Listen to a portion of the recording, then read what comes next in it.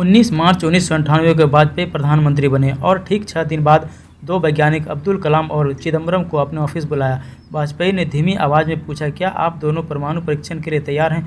दोनों ने हामी भर दी। तो वाजपेयी ने कहा कि बुद्ध पूर्णिमा की पूजन इस बार आप दोनों ही करेंगे। परमाणु परीक्षण के लिए राजस्थान का पोखरण चुना गया।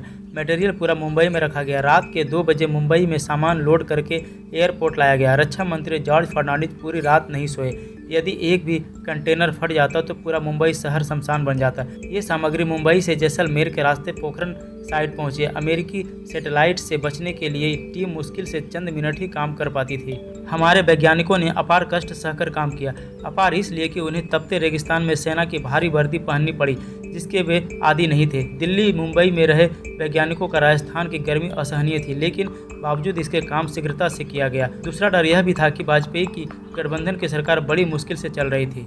ऐसे में यदि सरकार गिर जाती तो परीक्षण फिर सालों पीछे हो जाता। आखिर 11 मई का दिन आया। उस दिन वाजपेयी, अडवाणी, जसवंत सिंह और जॉर्ज फर्नांडिस प्रधानमंत्री आवास पर एकदम शांत बैठे थे। दिल्ली के गर्म माहौल से दूर पोखरण में आखिरी परमाणु परीक्षण हुआ। धरती डोल गई। 2 फुटबॉल मैदान के बराबर का गड्ढा हो गया।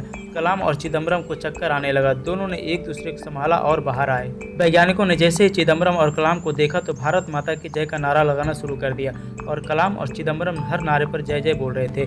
दिल्ली खबर आई तो चारों नेता रो पड़े, मगर किसी ने किसी को बधाई नहीं दी। इसके बाद वाजपेयी का वो 15 आवर्स 45 मिनट वाला भाषण इतिहास लिख गया। 13 मई को फिर 2 धमाके किए गए और वाजपेयी ने राष्ट्र को संबोधित करते हुए कहा, अब भारत परमाणु शक्ति बन चुका है। लेकिन इसके तुरंत बाद अमेरिका के प्रतिबंधों की बारिश शुरू हो गई। जापान ने भारत के सारे बॉन्ड फ्रीज कर दिए। कनाडा ने तो अपने डिप्लोमेट तक बुलाने का फैसला कर लिया। संयुक्त राष्ट्र तक मुद्दा गया। ब्रिटेन, फ्रांस और रूस ने इस पर किसी भी प्रकार की बात करने से मना कर दिया। हालांकि ब्रिटेन राष्ट्रीय स्तर पर भारत के खिलाफ था, मगर संयुक्त राष्ट्र में उसने चुप्पी साधकर भारत का साथ दिया। असली लड़ाई तो अब घर में थी। सोनिया गांधी ने परमाणु परीक्षण की कड़ी निंदा की। कांग्रेस ने इसे सीधे रिजेक्ट कर दिया। यहाँ तक कि कांग्रेसी ये कहने लगे कि हमारी सरकार बनी तो ये अस्त्र नष्ट कर दिए जाएंगे। 1 साल बाद इसमें गड़बड़ होने भी लगी। 17 अप्रैल 1999 को वाजपेयी सरकार एक वोट से गिर गए।